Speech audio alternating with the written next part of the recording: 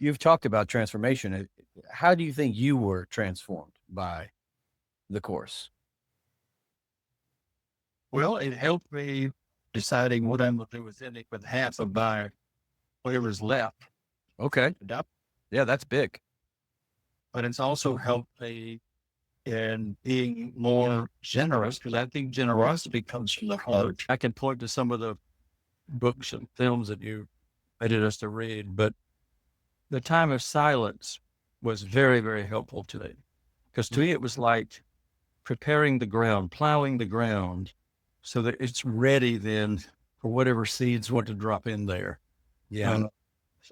That, and another one I've told you before, you brought out how did it feel when you came out the wilderness, came out the wilderness, came out the wilderness? How did you feel when you came out the wilderness, leaning on the Lord? I heard you sing that, and I've been singing it ever since. That's a good old spiritual, isn't it? It's wonderful, but it's how did you feel? Did your hands look new? The world looked new. Unreroute the rivers. Welcome to Confronting Whiteness, Testimonies of Transformation, hosted by Reverend Ben Boswell of Charlotte, North Carolina. This podcast shares the stories of real people whose lives have been changed through the Confronting Whiteness journey, a program of spiritual formation and anti-racist practice that helps people racialized as white confront their history, privilege, and responsibility for change. Each episode offers a testimony of transformation, stories of awakening, courage, and hope that remind us what is possible when we engage in this work together. To learn more about the Confronting Whiteness course and community, please visit confrontingwhiteness.com. And now, here's this week's conversation. Down by the river, dip your coat when your spirit's low. Clap your hands down. Welcome to the Confronting Whiteness podcast. So glad to be back with everybody. I'm here tonight with Reverend Mel Williams, who has served in pastoral ministry for more than 40 years as an associate minister at Pullen Memorial Baptist Church in Raleigh, then as pastor of Oakhurst Baptist in Decatur, Georgia, and then as pastor of Watt Street Baptist in Durham, North Carolina. Mel is one of the founders of the Baptist House of Studies at Duke Divinity School, something that I benefited from during my time at Duke. He is the co-founder of the Religious Coalition for a Nonviolent Durham, founded in 1992, which advocates for an end to gun violence in Durham. He's also a co-founder and coordinator of End Poverty Durham, an interfaith coalition seeking to alleviate poverty through dismantling racism, which is the underlying cause of poverty. He is married to Jan Adams Williams, a clinical social worker and founder of Healthy Families Durham, and co-founder of Bull City Fair Trade. They have 2 children and 2 grandchildren. Mel, welcome to the podcast. We're glad you're here. Glad to be with you. I'm excited to talk to you. And we start off in the very beginning. Let's rewind the clock a little bit and go back to your childhood. How would you describe the religious background and racial formation of your childhood? I grew up in Aberdeen, North Carolina, a small town at that time of 1,500 people. So the school and the church and the town were kind of intertwined. First Baptist Church was a conventional, conservative Baptist church where I learned lots of gospel hymns. But also the pastor there was Denny Spear, who became my spiritual mentor. And so one of my stories, do you want to go into those stories now? Yeah, let's go. Ed? Okay, 1963, let's go back. I was in college, and my church was on Highway 1 in Aberdeen, and it was coming up for a vote whether you would seat blacks in the sanctuary or in the balcony. My father was on the deacons at the time, and he certainly was open-minded and wanted us to welcome blacks. They were testing churches at that time. The church then voted no to seating blacks in the sanctuary and also no to seating blacks in the balcony. The next Sunday, Denny Spear resigned, saying, I cannot in good conscience serve a church that would make this decision. Wow. Well, that's a pivotal story in my story. So that's the crucial part of my upbringing. Then I want to tell you another quick story that tells you about my mother and I was participating in an MLK service here in Durham around the year 2000, 2003, and I had a prayer or scripture or something. And as the service ended, I walked down the steps from the platform, and a little African-American woman summoned me, said, "Come here." And I did not know who she was, but she said, "Are you Martha's boy?" And I said, "My mother is Martha Williams, yes." And she said, "Well, my name is Cindy Nicholson, and I used to play with your mother when we were 8 years old in Rockingham at Aunt Lib's house." Now, how in the world did this woman, I had never seen her, she'd never seen me, but it was like an intuitive moment. And so I got my mother to come to Durham and Cindy Nicholson together. And when they met, my mother burst into tears, hugging Cindy, said she was just my best friend in childhood in Rockingham. Said we used to go and snitch one of Aunt Lib's biscuits, and we just had fun together. But they had not seen each other in 70 years. Wow. 1930. And my mother, amid all the delight and tears of seeing Cindy Nicholson, said Cindy would get on another bus, and I never understood it. I wanted her to get on my bus and go to my school. Yeah. So that question, are you Martha's boy? How in the world the Spirit knew who I was? Because she didn't know I was a pastor. She just somehow intuited it. But that tells you that going back to 1930, that my mother already was in relationship with a woman of color, loved her. You know what that story reminds me of is there's some of the studies that came out when they were fighting to end school segregation about how segregation hurts white folks, not just people of color. And this is one of those places, and this is not the only story I've heard of people who felt cut off or deprived of a friendship that was deeply valuable to them at an early age, and then felt severely stunted by that and grieved that. That was my mother. That was my mother. Because I think she very much saw her as a friend and an equal. And that's kind of the inheritance that I got. And also, I guess, the influence of Denny Spear and his willingness to resign. And he had 5 children. Yeah. And ended up moving to Atlanta to become pastor of Dunwoody Baptist Church. You may know, it became a very large church, but that time was like 75 members when he went there. Wow. So anyway, I'm still in. Then he died. I actually participated in his funeral a couple of years ago, and his wife is still in Atlanta, and she was a very close friend of my mother. So I enjoyed talking to Marion Spear, who's 93 years old. It's amazing. Well, you must have experienced the tail end, at least, of segregation then, if that was. Schools were segregated. We did not go to school. I worked at Buster's Cash Market. No Black person came in the store, but we delivered groceries across town to the Berkeley neighborhood. So it was, and the movie theater, Blacks would go up in the balcony. We had very little contact. So it was a shame. Then when I went to Wake Forest, Ed Reynolds was the first Black student at Wake Forest, but he came from Ghana. I don't know if you know that story, but anyway, those of us who are part of the Baptist Student Union became Ed Reynolds' support team. Oh, cool. When he was the first Black student at Wake Forest. So we surrounded him, had dinner with him, enjoyed him, and he ended up going to Yale Divinity School, where I went. That's amazing. Oh, that's Ed Reynolds' story from college. Mel, you must have thought about this at some point, how race and religion were formed both simultaneously and over against each other. You're showing some over against each other already in your stories, but were they also formed sometimes as a child as one? Racial formation and religious formation at the same time? Well, certainly as I matured and went to college, it became clear to me that it was one, that we're all meant to be together. We're all God's children. red and yellow, black and white. We were saying that. Well, did we mean it or not? Right.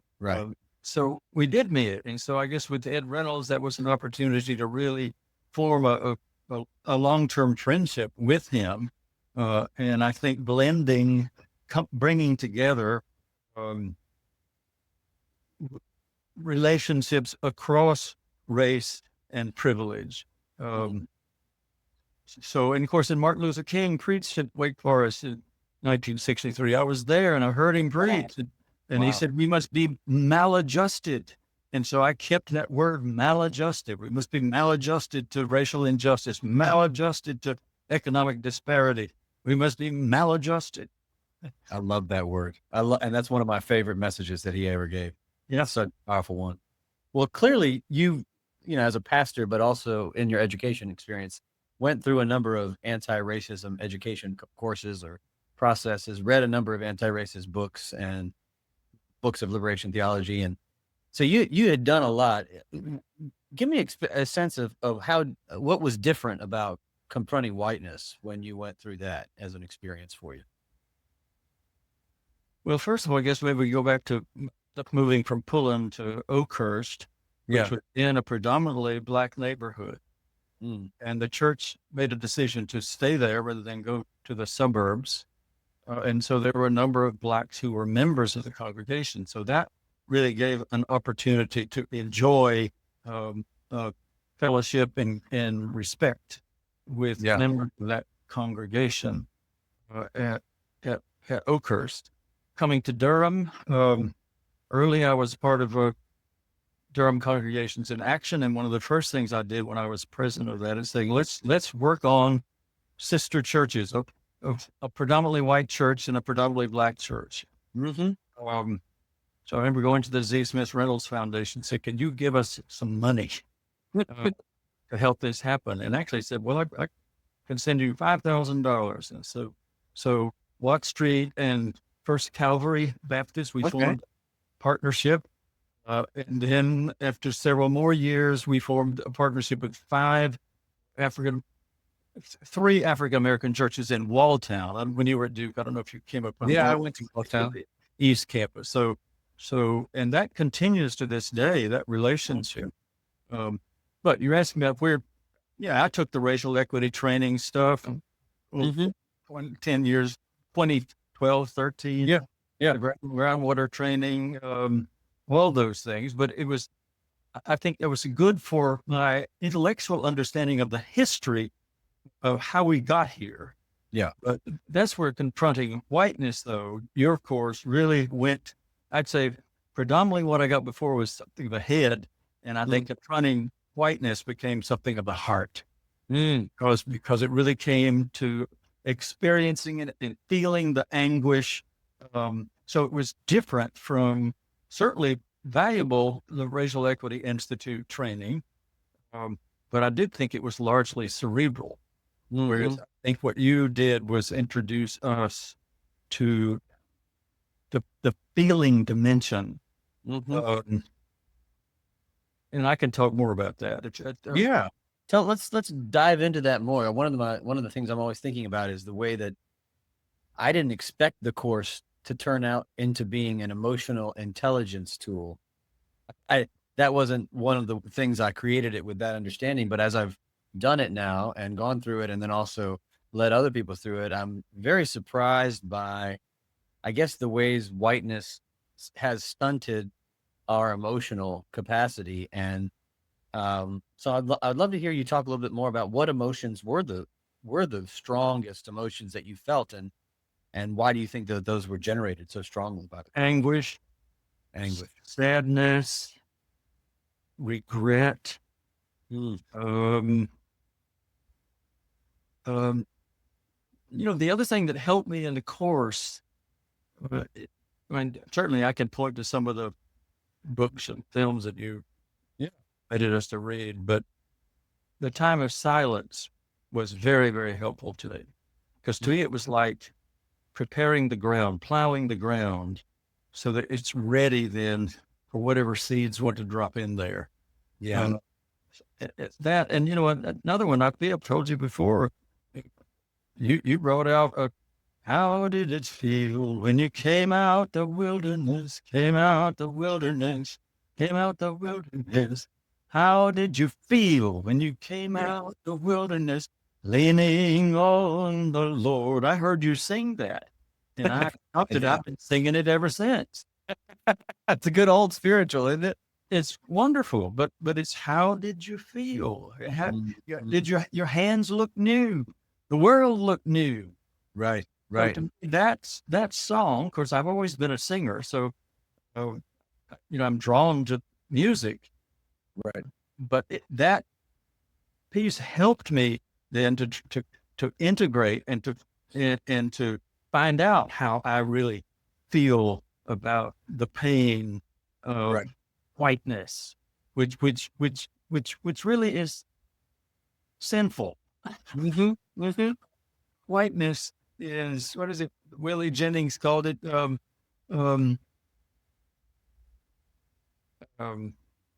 It needs to be exorcised. Yeah, That's really valid. or Abraham Heschel has been one of my great teachers, and you didn't ask us to read his speech on race in 1962, I think it was, when he said racism is unmitigated evil. He said it is an eye disease, EYE disease. It is a cancer of the soul. So we carry this disease, and I think whiteness has been the purveyor of the disease. And Yes. so we're all wounded. And yes, the question, what happened to me in the course is I began to see more clearly that I am complicit in this system. And churches have been complicit. Oh, we've made efforts at bringing about change, but Christianity has blessed the segregated system. Yes. And that's a shame. So Howard Thurman is another of my heroes and mentors. Jesus and the Disinherited has been very important to me, but he said we need to get back to the religion of Jesus, not Christianity. Christianity is the problem. Yeah. Well, the course tries to deal with some of that, and tries to show how whiteness and Christianity were tied up together in a pretty disgusting way. And that part of our work is to try to untangle those two. And you said you called it a principality. It's Jennings who is one of our guides in that place. You took his course at Duke, I hope. Yeah, of course. One of the best there ever was and is. Yep. And you see, Yeah. I keep this on my. Yeah, that's like required reading now. Yep. Not enough people have read it, Yeah, at one point he says that whiteness is a diseased form of maturity. Yes, I just read that tonight. Diseased form of maturity, and then can white people be saved? Yeah, yeah.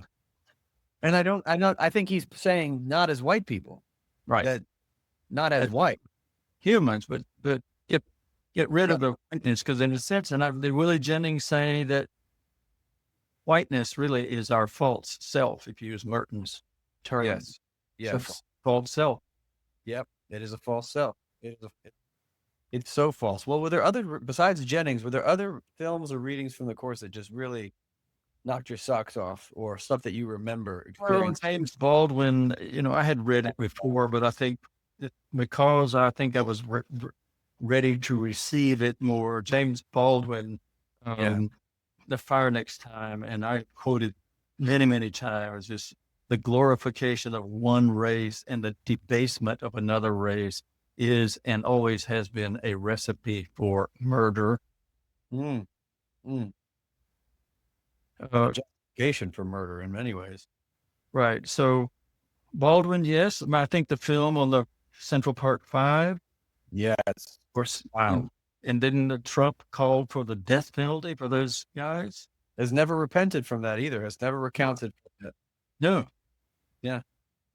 No. So Bell Hooks. I enjoyed reading Bell Hooks, and the Ta-Nehisi Coates I recall the first white president. Yeah, the first white president. I was pulling that out tonight, remembering that. Goodness, because Trump really, he really is the purveyor of whiteness. I know. I feel like we're living in this particular moment where it's made it so strange to be doing the work of confronting whiteness at a time where we have administration that is not just embracing whiteness, but the purveyor, the grand purveyor of all things whiteness. You know, That's right, and it's so sad, so sad. I remember when he was elected, we were my in poverty Durham work, and I met with the director of our program called Real Durham, and it was the morning after the first election. Yeah. And she burst into tears. Mhm. And I simply said, "Tell me about your tears." And she said, I will not be valued as a human being with him as president. Yeah. Oh, that's the story. Yeah. Last 10 years, we've been living that story. It's so painful, so painful.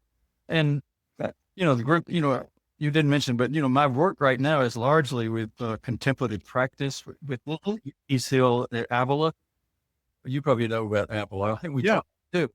Yeah.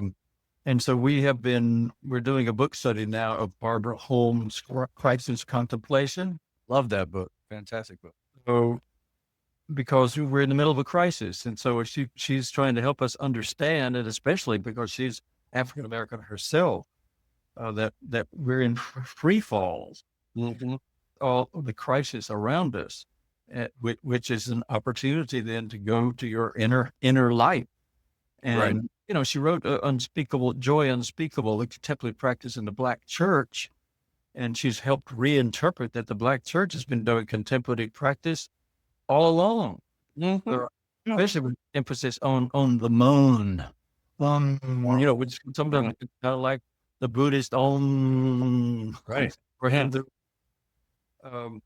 So she's really helping us. We've been doing 3 retreats for clergy this year, because how can Peace Hill be a resource for clergy trying to navigate the Trump years? And that some contemplative practice is absolutely essential if we're going to make it through. Because I've said we can't do social justice work without contemplative practice. We'll simply burn out. Right. There's a whole book about a number of books in that same vein about silence, about Black folks and the practice of contemplation and silence, and how it's quite racist for white folks to imagine that Black people don't have a contemplative tradition. Right. It is. But we have assumed that, even though there have been the Barbara Holmes and the Howard Thurmans of the generation, and many more spiritual teachers going back generations and generations that we've ignored. Yeah. Well, that's why I think Howard Thurman, who died in 1980, 81, 40 years after his death, and more people are reading him now. I know. It's amazing. Than when he was alive. So he is one of our ancestors that we need to keep turning to. Just Barbara Holmes, who died last year. Yes. Too soon. We lost Barbara Holmes too soon. Right. Sure. But I do think contemplative practice and dealing with whiteness and racism, I just think it's essential. And that's why I really applaud you for including that as an essential part of the whole course. Yeah, I think one of the things that I lamented as I was trying to figure out how to put this together is that I went to a lot of anti-racism trainings, but they didn't have anything to do with spirituality. Right. And it was scientific and historical and political, which is great. All those are important. And I'm not saying that there's any of those are divided from spirituality, but there wasn't an intentional focus on spiritual practice or what I tried to figure out is, how has whiteness impeded us spiritually? Mm-hmm. And so one of the unique things about this course is the bringing together of anti-racism training and spiritual practice together. And it seems like it's very generative when they come into vision. Crucial. So I really thank you for doing that, because I do think we're going to have to recover the mystical dimension of the faith, because that's where the energy is. Along with the lamenting, because I think we talked this afternoon when she talks a lot about lament. And I said, one of the things I think is happening now with the rallies and protests, the people are going into the streets, but I see that as lament. Yeah. It's grief. It's resistance, but and even anger. Beneath anger is pain, grief. So Brueggemann talked about the public processing of pain. I just wrote a piece about that because he died, in June. Yeah. Public processing of pain. And in a sense, I think that's what we're doing in the streets. Right. Is there's so much energy that's in grief that can be an agent of change. Yeah. And I think he says at one point that without the public expression of grief, we can't find hope. Right. And he also, of course, says that our culture is in a constant state of denial and totally allergic to the process of lament. Right. Right. You're talking about Brueggemann? Yeah. Brueggemann, he would say he did that. He produced, not him, but he would quote that study of of like 90% of praise songs in evangelical megachurches have no lament. They're all totally praise and happy and joy. And he's like, where's the space for the reality of life? He said every worship service should begin with a lament. Absolutely. And I think that's right. I think there's a lot of lament going on in the streets. I think we're processing grief together. I think America is allergic to the processing of grief. Like, we didn't really lament COVID. We never really had a public nationwide lamenting for the losses of COVID. Right.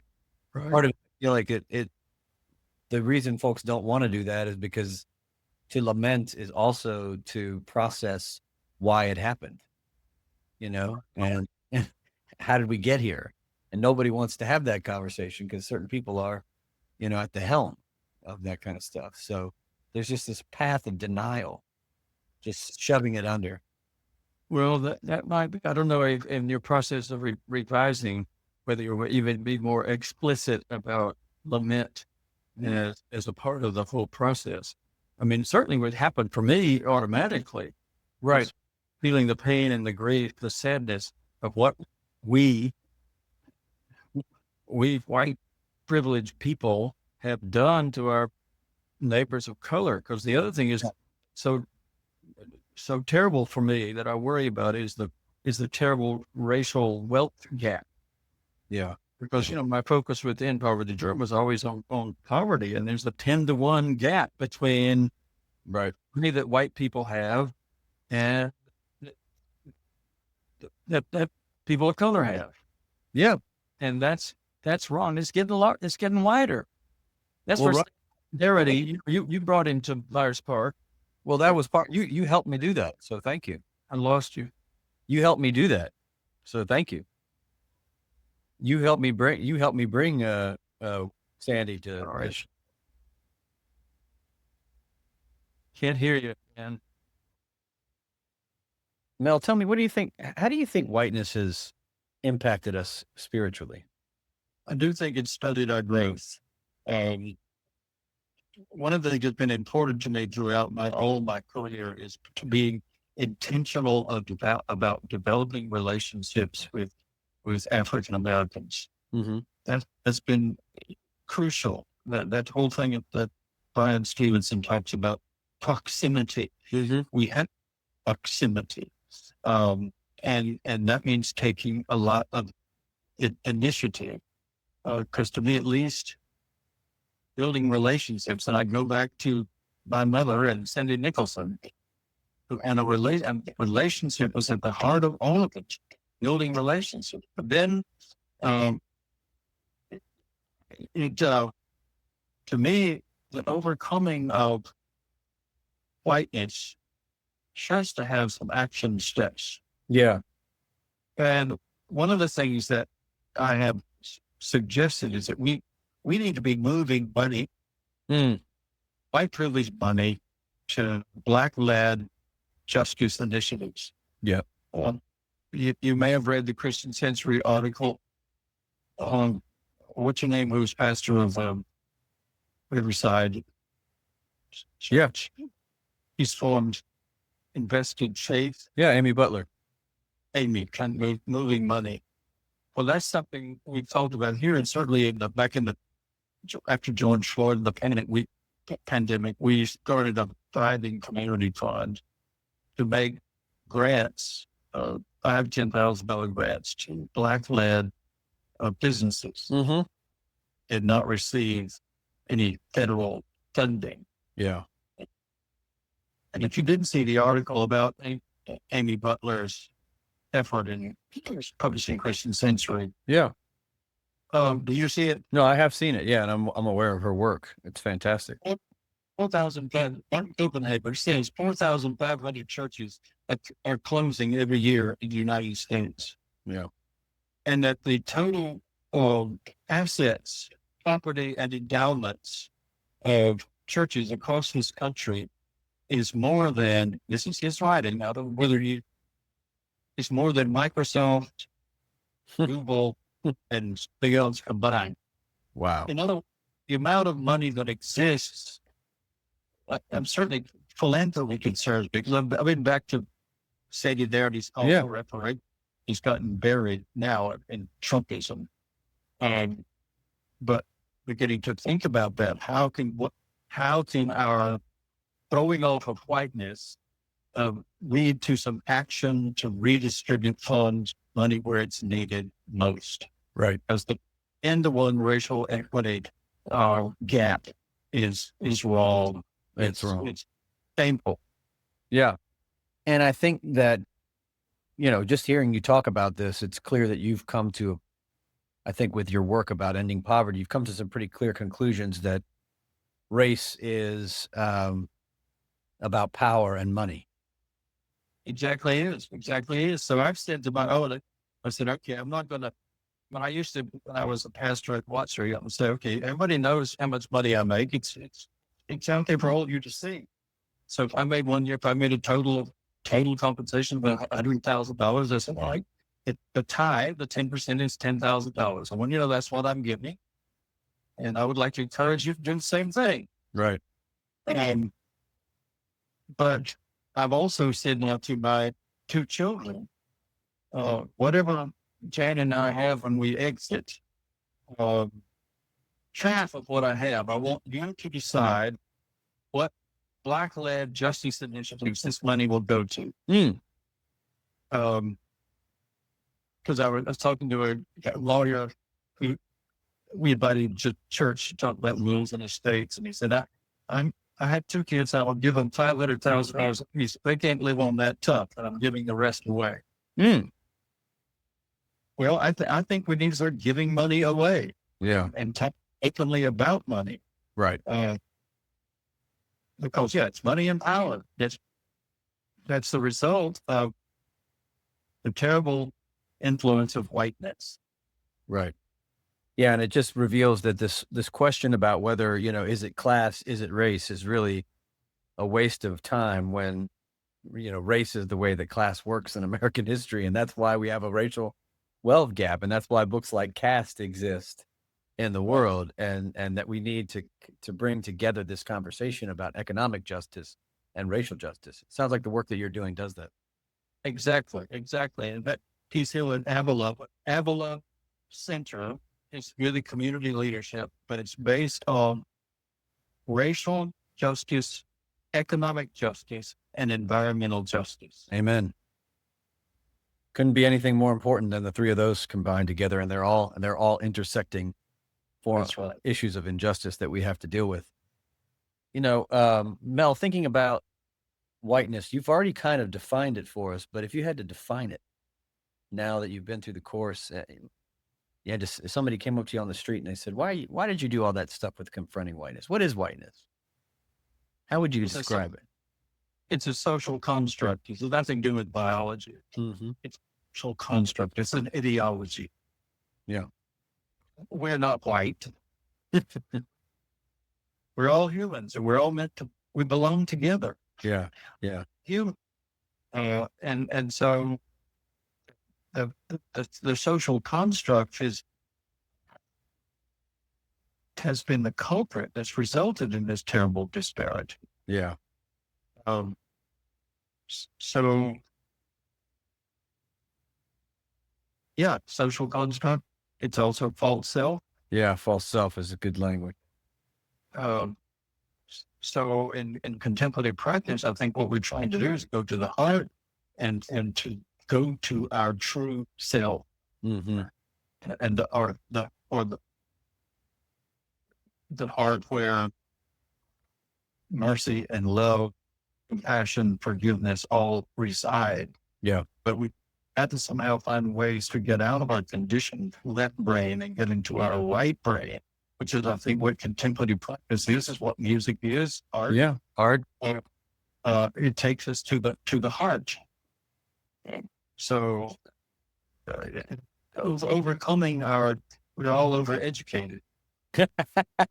That's true. I mean, we use that. It's important to think clearly. Yeah. But also, we need to get to the feelings you mentioned. Right. And as the monks taught me about the monastery where I'm an oblate in California, that Newfoundland elderly heritage, that the gift of tears, because I'd go out there and cry most of the time. Yeah. And they said, it's all right. God's working. We see people crying all the time. It's good. Right. That's right. One year when I went back, they in my cell, because they let me live inside the cloister, they put a little plastic trash can and said, Mel, please leave your tears in this trash can. We need all the liquid we can get. We've been in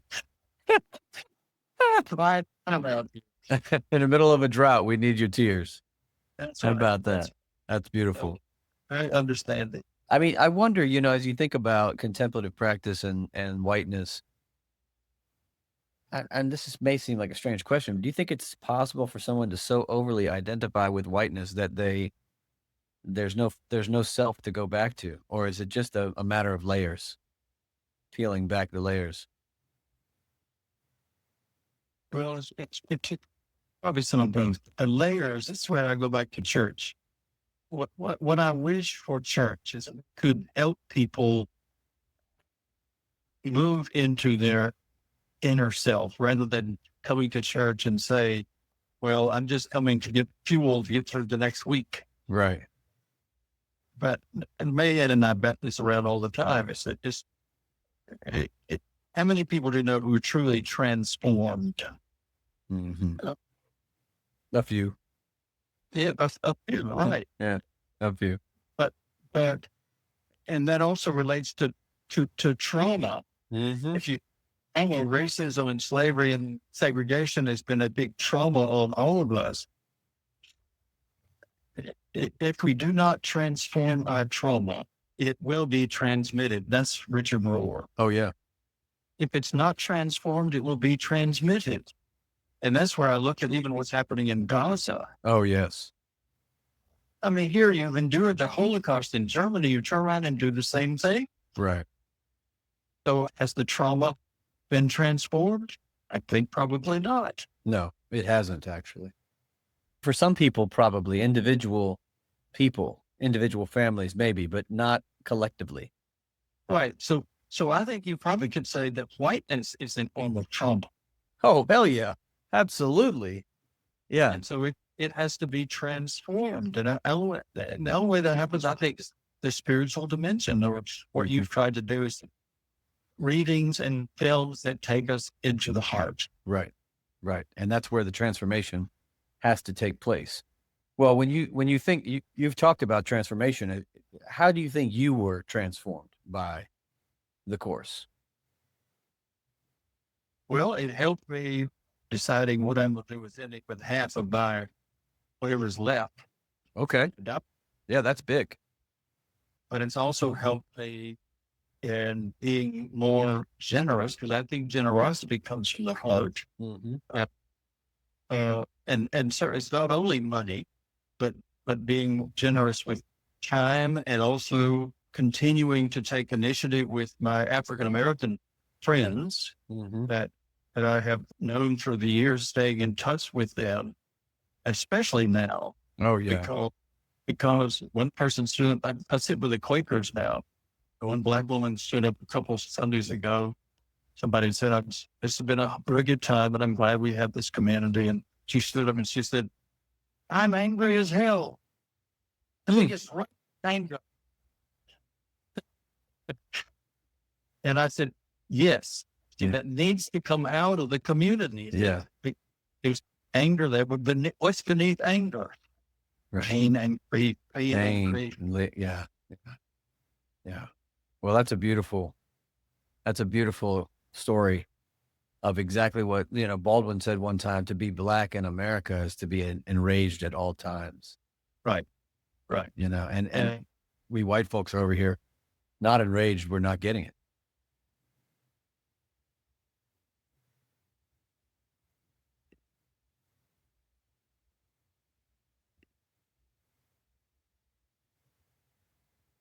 Well, I've said it to people here in Durham. I've said it to Episcopalians and Baptists likewise. I said, this is the most effective course that I know to help folks in congregations to dig deeper into how we are affected by whiteness. And so I'm glad to recommend it to everybody. I appreciate I that. think it's enormously helpful. And I'm so glad that you did your dissertation on it, because it's been enormously helpful. I don't know of any other kind of course that helps get to the root of the issue in a in-depth way, and more than just get to the heart. Into the heart. Well, Mel, thanks for the work that you're doing to try to end poverty. Thanks for the anti-violence work that you're doing. Thanks for the work on environmental justice, economic justice, and racial justice that you're doing in Durham. We appreciate the work that you've been doing, and we're so grateful to have had you on the podcast. Thank you. Thank you very much, Ben. I appreciate it. Bye. Unreroute the rivers. Let the dam. Thank you for listening to Confronting Whiteness, Testimonies of Transformation with Reverend Ben Boswell. We invite you to learn more about the course and the community by visiting confrontingwhiteness.com. There you can explore resources, register for a group, and find ways to deepen your own journey. We also encourage you to get involved, nominate someone or even yourself to share a testimony on this podcast, or sign up to volunteer. If you are a past participant, consider becoming a group facilitator. Together we can cultivate courage, hope, and transformation. Mud. Now after it comes, it might come with a steady flow. Grab the roots of the tree down by the river, dip your cup when your spirit's low. Clap your hands out.